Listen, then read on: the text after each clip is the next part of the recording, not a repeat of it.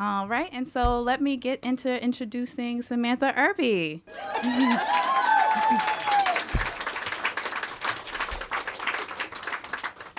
So I'm sure most of you know that she is known for creating the blog Bitches Gotta Eat, started back in 2009. So we are here to celebrate her updated release of her first collection of essays called Meaty, originally published in 2013.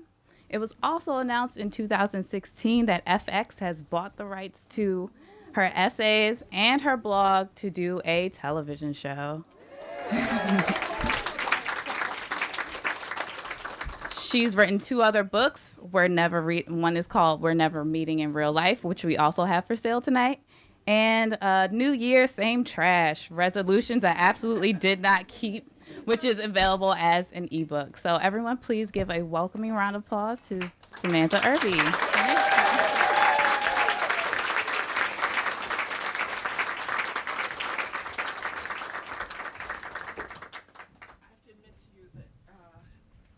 In an effort not to be ashy, my feet are really moisturized. They're fucking slipping around in these shoes. I'm about to take off my shoes. I can't even. We're all family. So I haven't decided what to read. This is my third stop on the tour, but I mean, I'm kind of a lazy preparer. And the last time we didn't even read, I just answered questions and talked to Abby. So I was thinking to like lighten the mood.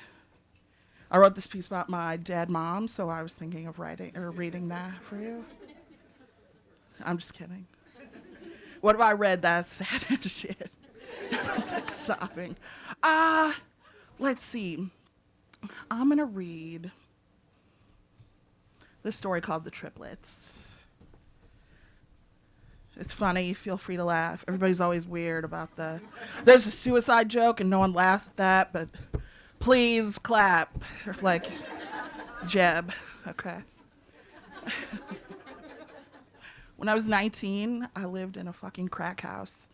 Both of my parents had died the year before, and I chose to drop out of Northern Illinois University, where I had spent the last semester of my studies watching Braveheart every single day and eating ice cream sandwiches in bed, and jettisoned a potentially exciting life filled with hanging around frat parties to which I had not been formally invited, to instead rent a room in a split-level ranch house in a decent neighborhood that had been repurposed from moderately attractive single-family home to fully functioning crack house and possible bordello.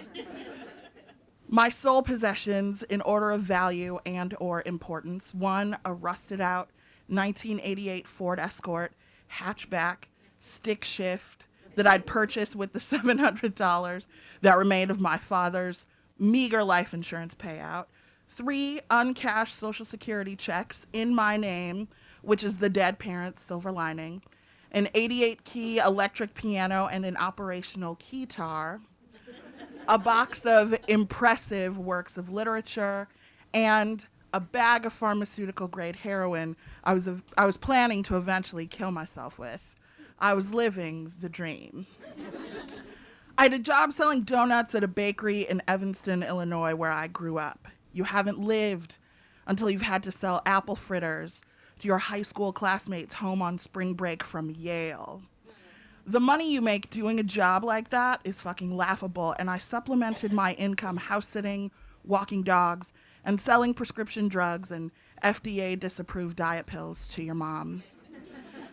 The crack house was the best a person with no job, no history, no cosigner, no credit score, no references, and no bank account could come up with in a jam. I'd responded to a handwritten ad in the coffee shop I would hang out in when I got sick of eating leftover Danish for dinner, all the gross flavors like apricot and prune that nobody ever buys. When I went to check it out, the mellow atmosphere of the house definitely appealed to my bohemian sensibilities. I've always been the type of person who takes her shoes off, no matter where I happen to be. That wasn't even planned, you guys. I forgot this dumb thing even said that. Okay. Long skirts, earth shoes, woven bags. This was my uniform in the late 90s. During the tour, which basically consisted of a glance into the communal bathroom and a quick peek at the kitchen, I was impressed by how laid back all the other tenants seemed. The house had clearly once belonged to a nice family who loved it, as evidenced by the sunny yellow curtains and carefully arranged flower pots just outside the front door. It was unclear to me whether those people who'd installed heated bathroom tiles had fallen on hard times and were the ones who'd resorted to selling neatly packaged baggies of coke and weed out of the back door, or if they jumped ship as the property value plummeted around them and were now wallpapering a new house in a less shitty part of town with 100% fewer strung-out kids on PCP peppering their lawn. The landlord and I stepped over an unconscious dude clutching a 40 in the hallway outside of what was to be my bedroom. "I'll totally take it," I said as he handed me a padlock and a key. "Dude, everyone is so relaxed here." I came home one night a few weeks later to find a basehead helping himself to my belongings. After the indignity of having to wrestle a Dave Matthews Band CD from the clutches of a grown-ass man, I decided to pack my shit and fend for myself like a feral cat out on the streets. For 3 months, I slept in the backseat of my tiny car and showered with dusty bars of low-quality soap in hourly motels. Then I moved in with my friend's stepdad, a recently divorced photographer and graphic designer who took pity on my functional homelessness and offered me both a job and John's childhood bedroom. And that is humbling in the most excruciatingly uncomfortable way, sleeping surrounded by the remnants of someone else's happy childhood. But it was a bed, and it was safe. And I know that totally sounds sketchy and dirtbaggedy, moving in with some grody old dude who wasn't married to my friend's mom anymore. But his offer was the most genuine and selfless kindness I'd received in a really long time. I spent my days ordering catered lunches for photo shoots and peering through a magnifying loupe at slides on a light box like I really knew what the fuck I was looking at. I answered the phone, cropped and outlined photos, and edited sentences describing stainless steel sauté pans. I am surprisingly charming on the telephone, and I can learn just about anything. So after 2 weeks of watching me eat $15 sandwiches and propositioning the Calumet delivery dudes who came every day to pick up film, Mel decided his money would be way better spent sending my ass to design school in order to hone my burgeoning design skills. The school was called Mac University. It was not a real school. Housed in a painfully hip 2-story loft building in the middle of that pseudo-industrial district on Halsted Street, just north of Chicago Avenue. This was essentially a trade school for computer geeks, the kind of assholes who referred to their G5s as superior machines, and sat around comparing gigs of RAM in a Revenge of the Nerd-style dick measuring contest.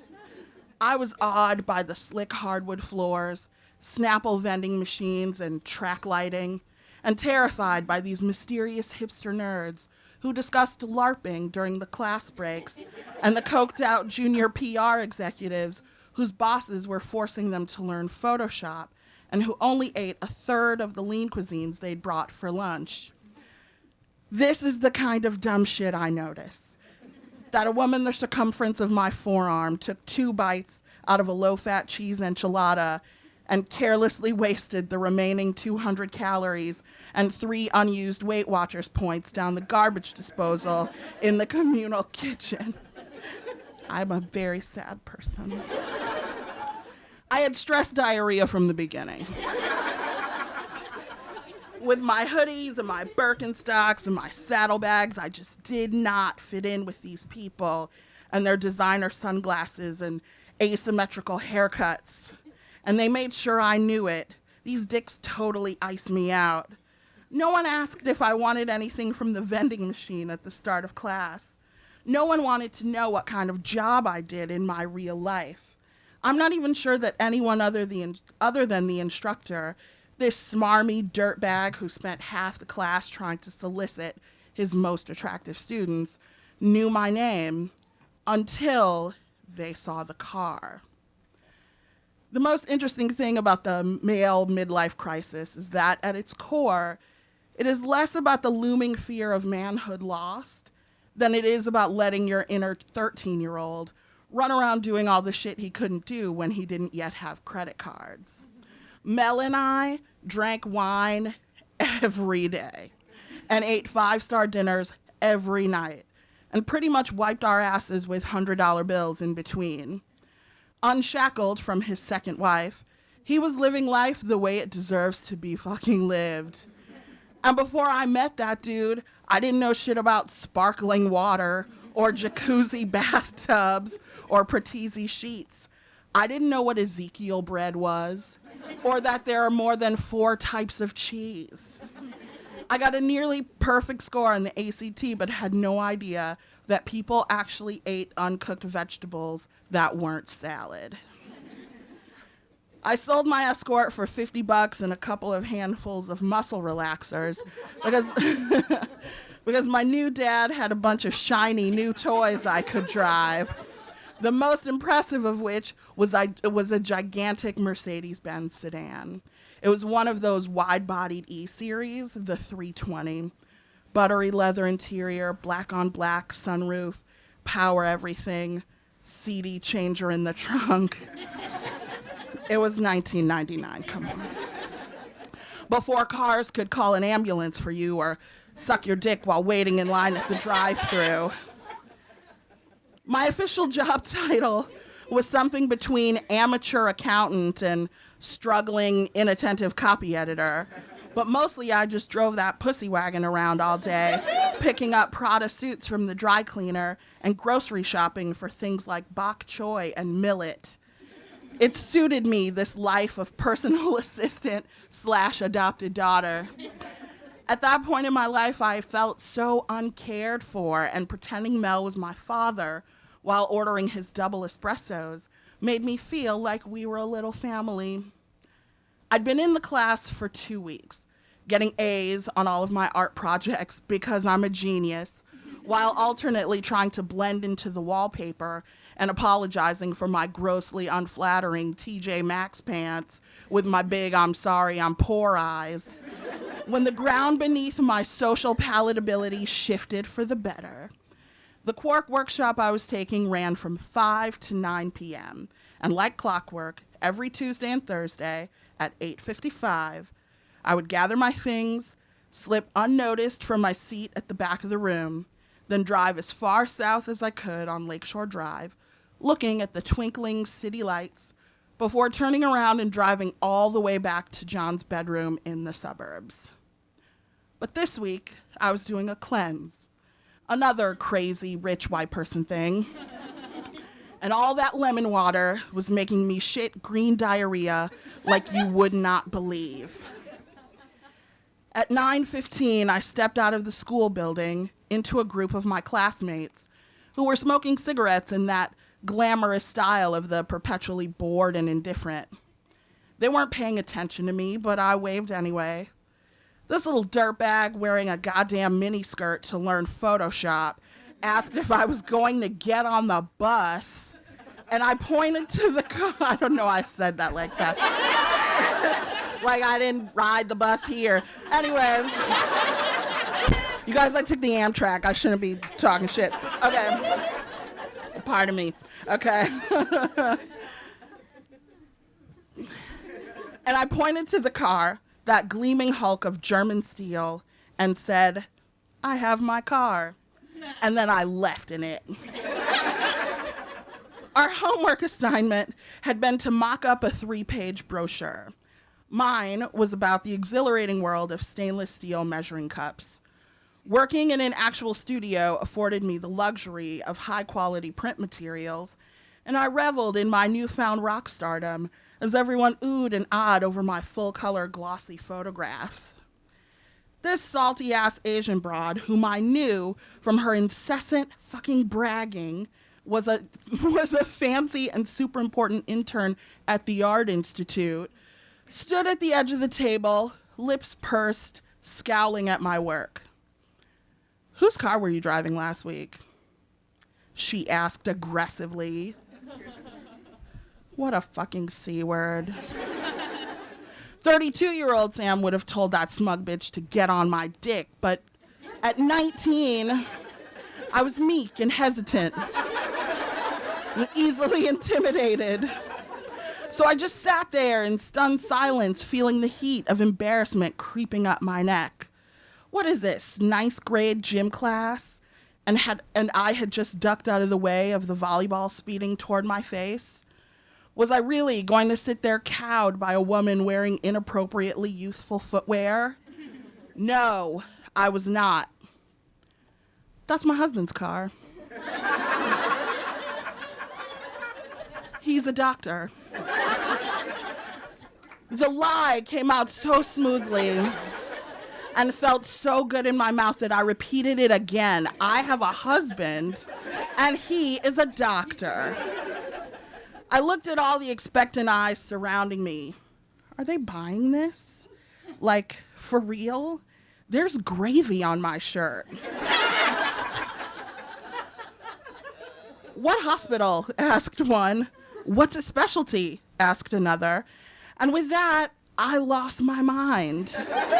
With a rapt audience of 24 assholes who up until that moment had acted as if they hated me at a cellular level, I spun a fairy tale of epic proportion featuring my wealthy, Aryan German doctor husband, because Mercedes come from Germany, right, who performed hours of complicated brain surgeries during the day, naturally, and who is also a loving and attentive father to our children every single night. Well, of course.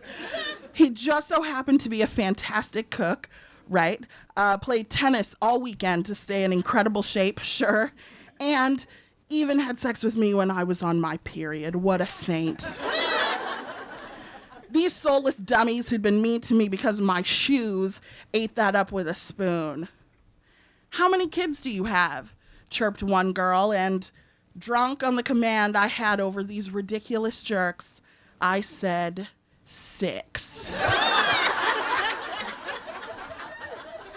I'm not really sure why I said that. 2 sets of triplets, all male, conceived in a laboratory I'd seen in an episode of The X-Files. My sexual activity up to that point had been limited to 2 incredibly awkward and equally embarrassing experiences. First, the loss of my virginity 5 years prior in the laundry room of my sister's apartment building to this douchebag I went to high school with who had an S-curl and actually wore...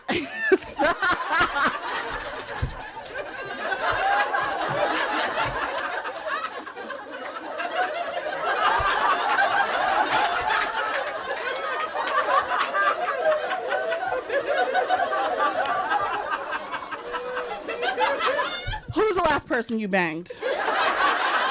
Rocket scientist? Barack Obama? Into every life, a little S-curl must fall. I'm not even going to tell you the next part about him. You have to read the book. Okay, fine. He also wore an electric blue suit to class every Friday for Spirit Day. Then, 6 months before, I let the overnight muffin and bread dude bang me in the butthole behind a Hobart mixer after work. I didn't have any babies, and one of those types of intercourse can't even get you pregnant. But I soldiered on, pretending to know what IVF treatments really meant, and coming up with names for 6 German children on the spot. Thanks, girl. Oh, my God. You guys, I'm not wearing deodorant anymore. because sidebar, because I had like an infection in my armpits, which really, if you didn't think I was a disgusting person, that seals it. But I literally cannot stop sweating. I could be in a snowstorm and I'm just slick. I'm slick with grease. Anyway, let's get back into this journey. Okay, so the children. On the spot, I came up with these names. Kermit, Kaiser, Carl, Constantine, Conrad, and Kiefer. Crossbred for the inception of the hybrid Nazi Black Panther Army I was attempting to sire with my doctor husband, Kurt. Blame my wide hips and meat beard, or maybe my powerful gift for storytelling, but they believed me. They really did believe that I had pushed 6 strapping young men from my oozing womb hole and was now taking a design class to satisfy my intellectual curiosity. And I couldn't get enough. Every time I came to class, someone would ask about my boys, and I would make up a story about how the nanny burned down the coach house, or that we'd started our own pee-wee football team. It didn't even matter what I said. My vagina was a celebrity. I created this fully developed fantasy life, augmented by my access to a fleet of fancy divorce mobiles and a subscription to Sever magazine. And once I started, I just could not stop lying. That attention was addictive, and no one was fact-checking my stories, so I just kept the party going. Like most junkies, I didn't even see rock bottom coming. The night before our final exam, I decided to drink a bottle of Cinzano and make truffles, because that's what rich ladies with 6 screaming children do, isn't it? I couldn't find a melon baller to make perfectly round scoops of filling, and I messed them all the way up. The misshapen piles of what looked like shiny dog turds, as I removed them from the freezer, would have been an absolute failure to someone less creative, but as I peeled them off the wax paper and attempted to salvage them, a brilliant idea occurred to me. These look like children made them. I put them in a white paper box and tied a red ribbon around it. And then I sat down at a drafting table and wrote a thank you note to my classmates with my left hand. I am right-handed and not the least bit ambidextrous. I signed it with 6 little wobbly Ks. I spent the 2 years following completion of the program designing catalogs and packaging for wholesale food services without incident. Mel went through a rugged outdoorsman phase and traded his flashy Benz for a couple of Jeeps, and the pitter-patter of tiny, imaginary feet came to an end as the last of the people I'd stayed in touch with from that dumb class faded away after 2 or 3 emails. On my 21st birthday, a group of my friends went to Lava Lounge, the kind of place that looked like it belonged in a TLC video, and was always teeming with the worst possible dudes. Stephanie and I were laughing and shouting into each other's faces the way girls do when we are drunk. I totally want to bang the dude with the Gumby shirt and the fanny pack. Oh my God, those cross-colors jeans are so sexy. When I felt an ominous presence looming over us. It was that Asian woman, still wearing shoes better suited for a teenage girl, eyeing me skeptically over her cocktail. She asked where my husband was and how my 6 children were doing, then detailed 6 months worth of my lies, all while Steph watched in disbelief. 2 sets of triplets? German husband, she shrieked. Doesn't Schnitzel give you the runs? You haven't even had that much sex yet. Didn't you just get your driver's license? I almost died. A couple of years ago, I finally got up the courage to tell Mel all the lies I'd used his cars and knowledge of fine spirits to perpetuate. He sat across the table from me, brow furrowed, shaking his head disappointedly. Finally, he sighed. Sam, he said gravely, I'm not mad that you lied. I'm not even mad that you kind of made me look like a pedophile. I understand why you did it, and I'd understand if you needed to do it again. Just remember next time that I am a motherfucking Jew. Thanks, everybody. Thank you, guys. Sorry, these were steaming up. I had to take them off. I think my body temperature has come down. Question time? Do you guys have questions? You want to talk shit? What do you want to do? I took some of the swear words out of that because I didn't realize there's always one of these things where there's like a kid walking around. So when you read it for real, you're going to be like, oh, she really changed that up. So I left in the butt sex, but took out a couple of F words. Don't be shy. Come on, don't let me die up here. Come on. I'm here because of some good friends, and I'm really happy to be here. Yeah. And I just started reading your book tonight at 4, and I'm just wondering, did you ever forgive that little 9-year-old girl who came home late because she was finally hanging with some friends and saw, her mom had collapsed? Did you ever forgive that little girl? Man, that is a deep. God damn.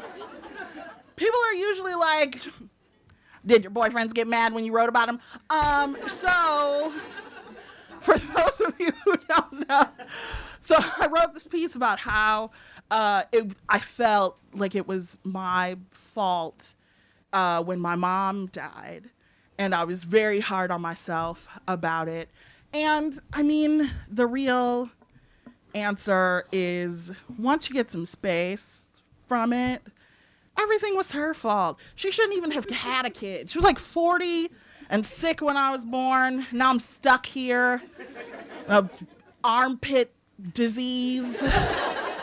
So yes, I just feel sorry for myself, and I'm viciously angry at her until we meet again in hell. But yeah, at the time, it's hard not to feel like you should have done something, but now I'm going to be 40. It's her fault. Everybody's like, we're not asking you shit. Yeah, don't be shy. All right, bitches gotta read. Where are you? Yeah. Oh, yes. We have a book group on Facebook called Bitches Gotta Read, and you all should join it. It's hilarious. My coven. That's right. So my question is there anything that you won't write about? Like, where do you draw the line? Because you don't seem to have many. It's true. It's true. I got married a couple years ago. My wife, the worst decision I've ever made. My wife has 2 kids. I won't write about them. So it's not for me to decide. I don't get to pick the vaccines they get. I don't get to tell them when to go to bed. So it also shouldn't be my decision to totally exploit them before they can sign a contract saying they won't sue me. So them, and I do have some soft spots, some deep down things that really bother me. There's a couple things buried down there that I haven't written about yet. I never say never, but I still have a couple things, but most things, absolutely, I'll write about anything. Hi. Thank you so much for being here. I have to say that I love your voice so much, your narrative You mean my voice. speaking voice? Because that's pretty terrible. But you translate it so well to the page, and I am a writer, and I know that is extremely difficult, and I struggle with it. Where did you get the confidence to have such a strong voice on the page? Man, you guys are really, this side of the room is really, I mean, no offense. I really have to dig deep. Usually people are like, what do you like to eat? I know. Yeah, I should have known. Y'all question presidents and shit. So you're like, I get up here and everyone's like, so about your process. So when I first started writing, like my total goal was to get people to like fall in love with me, and not metaphorically. I mean, I was like writing to have sex. And so I started a blog to bang this dude that I met on MySpace. Oh God, I did sleep with him, so it worked. It worked fine. But then, if you read the acknowledgments in the back, I then quit because I was like, well, mission accomplished. I'm not gonna write this thing anymore. And then my friend Laura was like, no, you have to keep it going. So I think I never had any formal training. Like I dropped out of college, and I used to write fiction in high school. And I think just having no idea how to write, but really like having this desire to like make people laugh, make him laugh, and then make other people laugh, it just sort of came. Like once I got a response, you know, it was like really easy to keep going and keep being that open.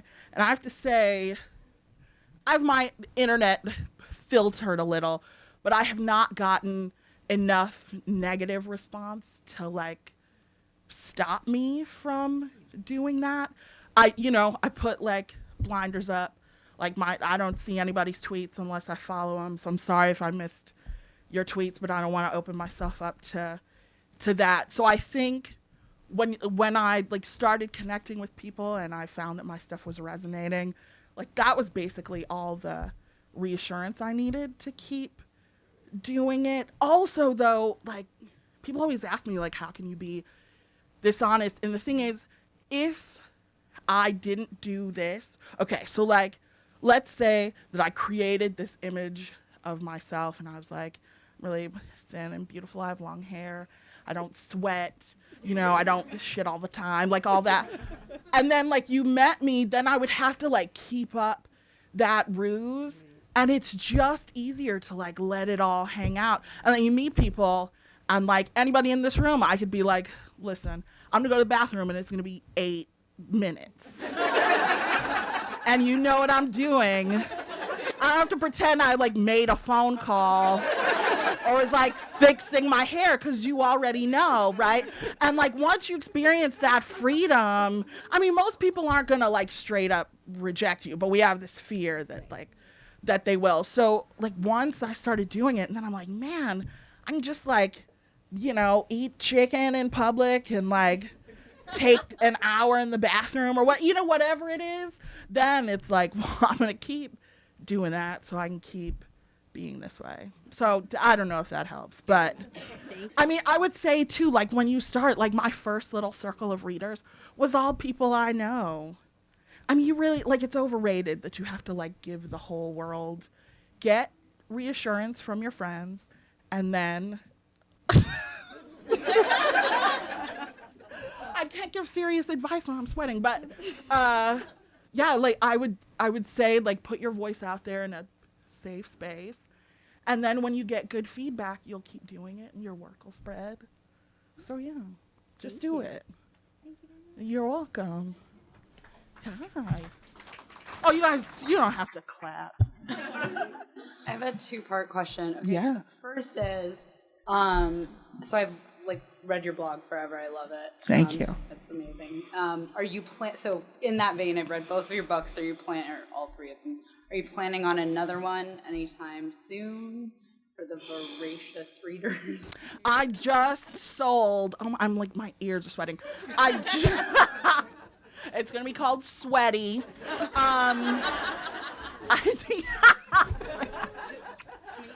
Man, I just like get naked. I just sold another collection that'll be out in the spring of 2020. So I have to write it. I have to do some shit, but it'll be out. I'm gonna be 40 that year, so it's gonna be about like being 40, being married. I've started working on it. It's pretty good. There's a piece called Hello 911. mean to put you on the spot. No, this is good. This is what I'm here for. Called Hello 911. That's like all the 911 calls I wish I could make. Like, hello 911. Someone in the grocery store is standing too close to me. So it's already it's sold. I just have to write it. My first deadline is June 1st. So it's real. So yes, there's at least one more. I don't know how many more though. Like how, I'm just going to get progressively more boring, right? Like, yes. Oh, you guys are sweet, but. I don't think so. Yeah, but I don't go anywhere, right? Like, what are you going to read about, like, what I watch on TV? You don't want to read that. If you're writing it, yes, we do. Okay. At least one more. What's part 2? Oh, part 2 is totally different. I saw on your Instagram that straight guys are using like pictures of the book to on Tinder, and I wanted to. Yeah, I want it. Like, you posted some. You can. Yeah. So my friends, I have a couple single friends. One in Chicago, one in New York. So it's happening all over, nationwide. Men are using pictures of themselves holding my book to like. I don't know, prove that they're like woke or whatever. But the thing is, all I write about is how like all men should die. So it's weird. They're clearly not reading it. I just wanted to know, like, what your response Look, that dude was like, I'm out. He was like, now that we've reached the misandry part of the program, good day to you, sir. Anyway, it's weird, and they're clearly not reading the book. Although, if they are reading it and are like better for it and like nicer dates and like I'm into it, I guess, if they're using it the right way. But mostly, no. So my friend Amanda did, what do you swipe right when you like somebody? So she swiped right on a dude who like had my thing in his profile. Then she told him that she told me and sent him a screenshot of me saying, take my book off your profile. And he did, and they went out and they had sex, so I was a happy ending. Literally, figuratively, so. It's weird, though. Men are so shameless, man. Be gay, everybody. I didn't have a question. I just wanted to hear your thoughts. Yeah, no, it's weird. It's weird. But like, if women use it to get laid, that's great. Yeah, of course. Please, any way I can help. Hi. Oh, my nemesis. I'm not your nemesis. It's the way you read it. No, I'm just teasing you. I'm just kidding. I just wanted to thank you. Having read like Meaty and We Are Never Meeting in Real Life, you've made me laugh, you've made me cry, and you've made me feel seen. Especially. Oh my God! Don't do this. We're all gonna do it. No, there's like a paragraph in Total Attack of the Heart that I have bookmarked. The one about not being able to deal with your life being humiliating. It made me feel so seen. Like I too feel like I'm letting Black women down everywhere when I'm like, oh my God, I can't do it. Yeah. I think that's bullshit. I'm like, what we have to do is, I feel like I was spared a lot of things by like my parents being gone early, right? Like whatever damage I withstood, especially, my mom was born in like 1940, right? So there's definitely an old way of thinking. I have sisters who are 20, 17, and 15 years older than I am, and they were all raised like strong Black woman, nothing can touch you, what is therapy, like, like we don't do that, you know what I mean? And that's toxic and terrible.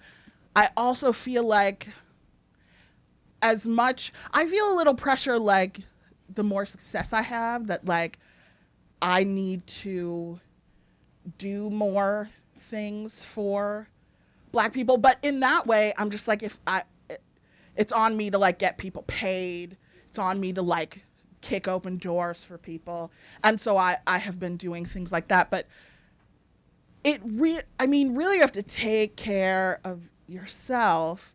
And I think this is not a thing I write a lot, but I think comes through in my work, is that I never stopped like looking out for me. Because like as Black women, you're sort of taught to think of the community first, think of the kids first. It's not you, it's us. I'm like, I can't pull you up if we're like in the same, if we're both drowning and the boat's over there. Like, no, I'm gonna get to the boat, and then if I like you, I'll come back and grab you out of the water too. But it's a lot of, I don't know if white women feel like that, but it's definitely like from birth, it's sort of instilled in us that it is your job. And it just isn't. You are one person. You need to be healthy. Like, what good are you if you're not healthy? What good are you to anyone else if you're not healthy? If, Harriet Tubman is not like looking down specifically at you, waiting for you to like carry the mantle. That's like drilled into us, yeah, right? Jonah Truth is gonna curse me out if I suck up. Like, and you just have to not think about that and think like, I can't be good to anyone else if I'm not good to myself. So shake that off. And like when people come at you with that, just, smile and nod, and then get yours. And then like once you have it, then you can help somebody else out. But like, don't ever feel less than, like, what ideal are you living up to? You know what I mean? Like, you can only do what you can do. So take care of yourself. yeah, thank you. Like, you You're made me feel welcome. less alone.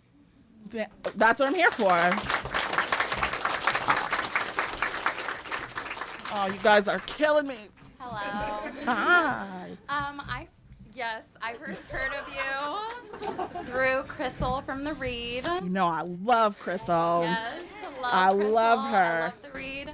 And so I would love a podcast from you. And I was wondering if that's something you've thought of, or what other mediums are you thinking of exploring? Because we would love more stuff from you. So a podcast, I don't know what I would talk about or do that wouldn't already step on the toes of like people I like who are doing similar things, right? Like Crystal and Kid Fury. I'm like Jenna Wortham and Wesley Morris. If you guys listen to Still Processing, like that's a podcast where I'm like, man. So a million years ago, my friend Lindy West and I talked about doing an advice podcast, like Dear Sugar, but like better, fatter at least. And so I don't know, maybe we'll do that eventually. But so I have to break some news to you. My FX deal is done. So I know, it's very sad. Hollywood is a nightmare. We can talk about it when there's not a camera rolling about what my experience with trying to sell a show about fat queer people of color is like. But I can't tell you where. Abby and I are redeveloping it again. So we're going to write a new pilot and do it in a different way. And I got a contract from a new network, but my agent doesn't like it. So we're going to work all of that out. And hopefully within a couple of years, you'll have a meaty show on TV. And then, like, I'm trying to, like, relax. I don't really do much now. I don't really do a whole lot. But, I'm trying to, like, be in a casket in 10 years. So I can't do too much, it's stressful doing all this shit. I don't know if I could think of like a podcast that would be good. Don't rule me out. Maybe I'll come up with, if you come up with something. We'll definitely listen, so. Yeah, if you guys give me some ideas, maybe I can make that jump off. But right now, I'm going to do the TV thing. I'm going to try to get some Hollywood money, try to get some people paid, get some women paid, get some people of color paid. Like, that's my immediate thing. Then I got to write this other book. and then maybe a podcast. And then maybe I'll disappear into the ether. My time will be done. Hi, Tacola. Samantha. Yes, ma'am. You know I love you. I love you too. How are you feeling after your hysterectomy? Well, so I didn't have a full hysterectomy. The coda on that piece that I posted this piece today, or this, Roxane Gay did a series with Medium called Unruly Bodies, and she asked me to write about my body, and I was like, listen, not much uncharted territory there. Also, I need some things I got to write this book. So, but it was right around the time, like, my uterus was acting Like bonkers. asshole? Yes, it was the worst. So what I ended up doing is I had a hysteroscopy. So I went to the doctor. You guys have to read the piece. It's disgusting, but it's great.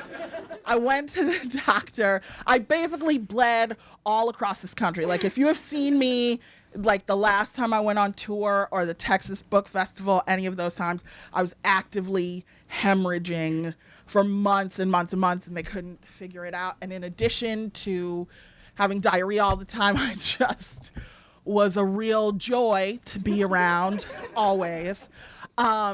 So I went in and I was like, take it all out. But, you know, they pretend that you're young, 30. I said to the gynecologist, I was like, listen, if I came in here and said I was pregnant, you wouldn't be like, woohoo. So why not just take it out? Like, if you wouldn't encourage me to breed, then just snatch it out. But he didn't want to. So we did a hysteroscopy, which is where they fill your uterus with water, look at it through a scope, and then dump all the water out. Then a D&C, which is where they scrape it all out. And then he did an ablation, which is where he stuck a little microwave wand and burned it from the inside. Yeah, I was under general anesthesia, which is a weird experience. And then I went back a week later. He showed me a picture of it. It is indeed burned. Like, the whole inside of my uterus is like black and brown. It looks crazy. So hopefully it'll never work again. And lining will never build up, like all the stuff. You're definitely going to get pregnant from your wife. You wouldn't believe how many pregnancy tests they had me take. Kidding?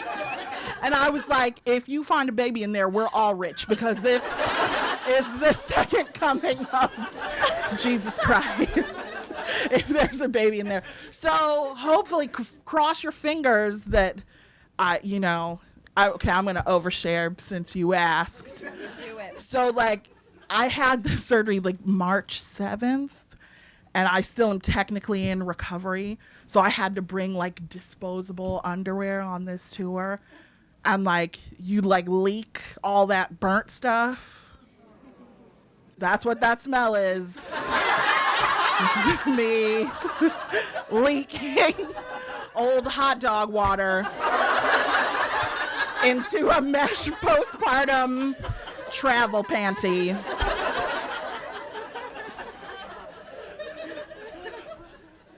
Oh, no one else? No other questions? Have on that? Yeah, you can't let me end it. Talk, yes, please, anything. So I like when you do New Release Tuesdays on your Instagram. Yes. Because I get lots of good ideas. Is there anything that you've read recently that you can't stop thinking about that you would advise we all read? So I have told everyone to read Red Clocks by Lainey Zumas.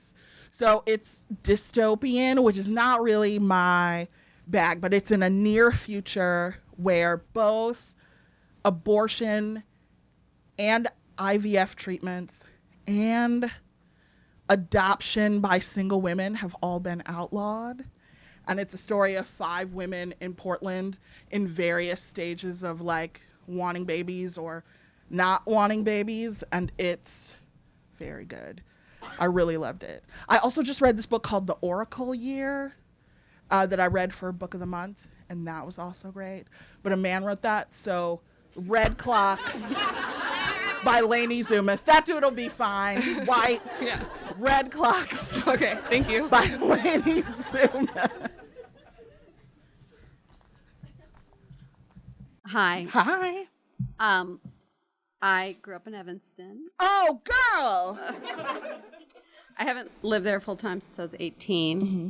I think my childhood was a little different from yours. But I just wanted to let you know, I don't have a question, I just want to let you know that we claim you. Thank you. I mean, I'm trying to be the mayor of Evanston. Go for it. I mean, I don't know if you guys have ever been there. It's where Northwestern is. It's really. We had nothing to do with Northwestern. I know. It's really just a good place to grow up. I have said before that, like, if I hadn't, because I grew up in, like, public school, but we had nothing, right? So if I hadn't gone to that public school, who knows where I would have been. It's just lots of people who looked out for me. Lots of teachers who, like, pushed me to be good and not give in to, my circumstances. So, thank you. I went I'm to glad Catholic you're from there. school, but I'm 8th of 9 children. We're Mexican Catholic. But when I really needed an education, I went to summer school at ETHS. It's the best. Yeah. It's the best. They should give me a key to the city or something. But we're working on it. Thank you. Any other brave souls? Burning questions? Problems in your personal life? Things you need solved? All right. Yeah. So I wanted to thank you for writing about shit. Like, in all seriousness, I know where every nice public restroom in this city and every other city I live, I know where every public restroom is. But my question's not about shitting. There's really, is there anything more to say about it? I mean, I can talk at length. I haven't pooped today, and it's distressing to me. That's why I was late. Oh, you guys don't know I was late, but I snuck in late because I was trying, but didn't work out. So in Meaty, Yeah. You date, you have sex, dirty mattresses, no sheets, no orgasm. Why'd you keep doing it?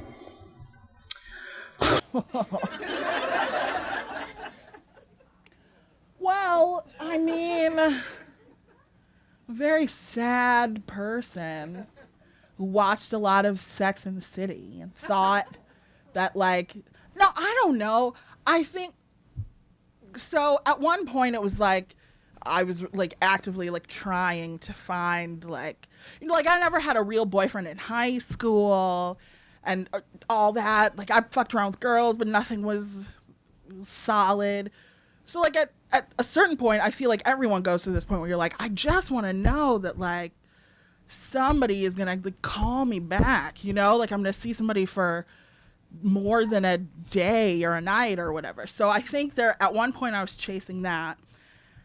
And then, I mean, when I started writing about it, that was sort of like, it's like one beast fed the other, right? It was like, if I go on a date, if it sucks, I have some writing material. And if I write something funny, I might attract someone who's like, I want to see those diapers you always write about. So, but I don't also, though, like, and this is real, what else was I going to do, right? I had a job. The job was fine. I have zero ambition still. I mean, not that you all need the origin stories of all my projects, but they've all happened because someone was like, do you want to do this? And, like, made me do it. If my agent wasn't like, let's pitch another book, wouldn't pitch it. Like, I don't care. I'm just trying to live. Life is hard. I just want somebody to, like, stick their fingers in me. Also, I think, especially back then, it was like, I felt like other people were having these experiences I wasn't having. And that's very powerful. Like, and this was, like, pre-Instagram and shit, right? So, like, this is back when just, like, the gossip shit, like, somebody called you the day after the date and was like, I just had this amazing date. And I'm like, oh, I just ate a packet of cheese, you know? So I think just because, like, it's sort of like what you do, right? In your 20s, you just sort of, like, chase experiences, chase good sex. I mean, I'm glad for all of the terrible sex, because that's how I learned what good sex is. Like, you don't know it's bad until you're like, oh, okay. You know, like, somebody puts it on you and you're like, this is what people write songs about. I wasn't having any songwriting sex. But yeah, I think it was just like, why not? Like, what else was I doing? I wasn't like curing disease, or I don't volunteer, you know? I volunteered to have bad dates with terrible men. That was my charity work. It was like Doctors Without Borders, Sluts Without Morals, or something. This is my outreach program during my 20s and 30s.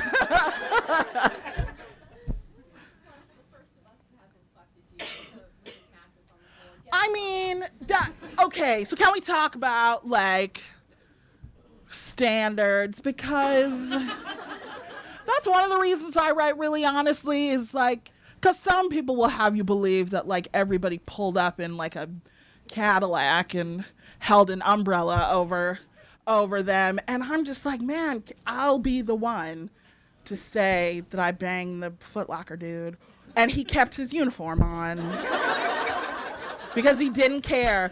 I used to regularly hang out with this dude who would leave his car running with the hazards on in front of a fire hydrant in front of my apartment building. So, research, I mean, you know, I feel like that's most people's experience. Like, in urban areas, that's like that's your dating life. I just was bold enough to say it. I mean, questions for you. First of all, you guys are a very attractive audience. Happy to see so many black and brown faces in here. I mean, I love white people too. No, I do for real. Yeah, I do for real. But it is like sometimes my readings, it'll be like me and like so in New York, not in New York, in Boston, Boston was great and it's cute and nobody called me the N-word, but I was ready. But in Boston, like I made like a blackity black joke, I can't even remember. And like the one sister in the back of the crowd was like, ha ha. And like everyone else was like, you know. So I'm glad to be, what do you guys call this? Is it the Chocolate City? Do people really say that? It's not?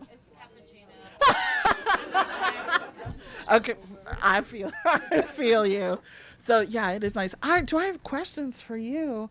I mean, no. I mean, I'm glad you guys came. Why didn't you have anything better to do on a Tuesday than watch me sweat into my disposable underpants? No, I'm just kidding. Do you guys all live here? Are you all from here? I just expected to see like politicians walking around everywhere. Like I could walk up to them and be like, sir. I watched the Zuckerberg thing today. Boy, how do you live in this town? Everyone here is crooked and terrible. God. And a million years old. All the senators are a million. Oh, God. It's all the oldest and the worst. I mean, anyway, who cares? Who cares about that? Did somebody say vote? Yeah, no, of course. But still, it's depressing. We did vote, but they stole our shit. Okay, I'm not going to do that. I'm not going to get into a Russia thing because honestly, I only went to high school and I don't know how to talk about politics other than to get very angry. Any last questions? No? All right, everyone. Okay, thanks, guys. Thank you. Thanks for coming. Thank you.